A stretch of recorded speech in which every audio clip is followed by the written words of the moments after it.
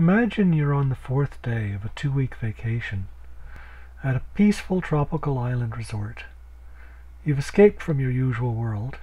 You have no television, no phone, no internet.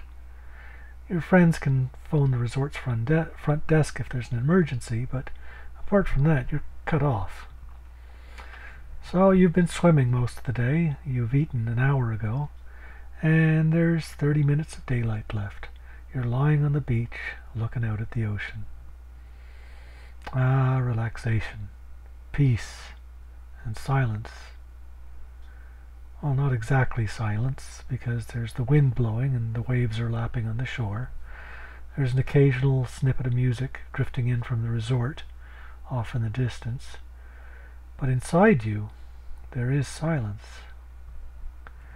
Now, there are a lot of words or expressions that people use to describe the incessant noise that goes on in our heads and the cause of that noise.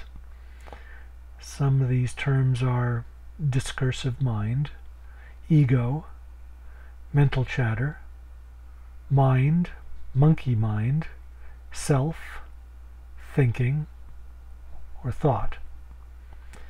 Now, these don't all refer to precisely the same thing, and some of these terms, like thought, can be used in different ways, or refer to something smaller or larger in scale.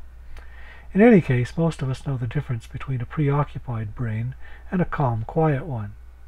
So let's put aside all the terminology and just call the problem brain noise. A brain free of noise is a wonderful thing. Unfortunately, for many of us, it's hard to be in that state unless we've just woken up, or we're falling asleep, or we're in the middle of a vacation. And some of us don't even find silence even in those circumstances. It's not that brain noise is inherently a bad thing. If you ask me to multiply 15 times 23 in my head, you're going to hear me muttering to myself. I don't have a natural gift for arithmetic, so I'll be tediously juggling the parts of the problem in my head. That creates a lot of noise, and it usually works, so it's a positive result, but I do find it tiring. So brain noise occasionally reflects something useful happening, but it usually seems just like a waste of energy. It creates useless judgments. It amplifies our fears, our worries, and it's just generally spinning around and around and around, accomplishing nothing. We all face contradictory imperatives. For example, we might want to eat healthy food, but we love chocolate cake. We might know that smoking is bad for us, but we really love cigarettes. That was me a few years ago.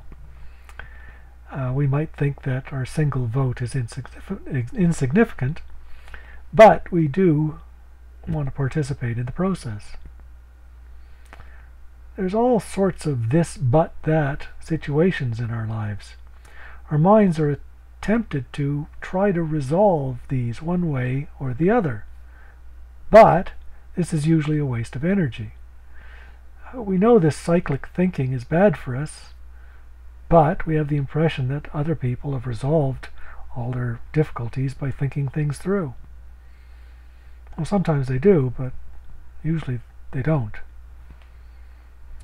So, is there an escape from brain noise? Yeah, you can get blind drunk. That used to work for me, but it wasn't a viable solution. It seems to me that much of religion and Eastern philosophy is dedicated to liberating us from brain noise, and doing so in a way that doesn't obviously hurt us.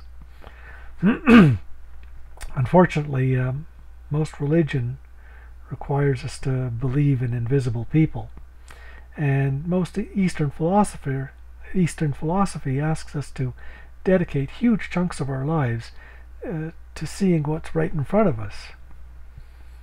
So there doesn't seem to be a convenient shortcut, but I'm always thinking about how there might be one.